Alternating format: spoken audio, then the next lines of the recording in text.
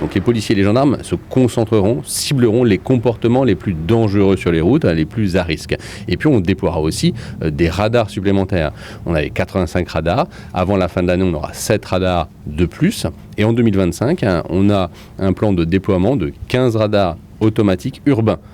Parce qu'on l'a constaté, vous l'avez vu, on l'a démontré, on a beaucoup plus de morts sur les routes en ville et notamment dans les rues de Marseille. Donc 15 radars supplémentaires en 2025. Et puis, on va aussi déployer pour que les policiers gendarmes puissent se concentrer sur les délits les plus graves, sur la répression de la délinquance.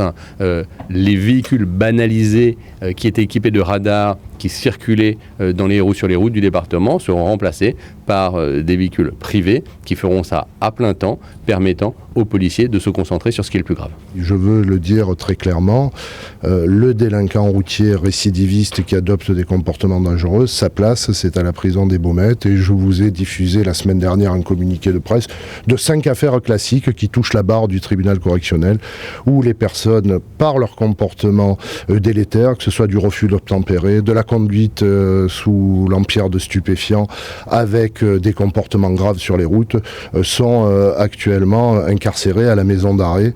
Nous partageons avec la préfecture le caractère scandaleux d'avoir des jeunes de moins de 30 ans qui décèdent sur les routes. La répression, la poursuite pénale, la mise en œuvre d'une politique pénale ferme doit s'accompagner nécessairement de l'action préventive et de l'action de terrain mise en œuvre par la préfecture de police.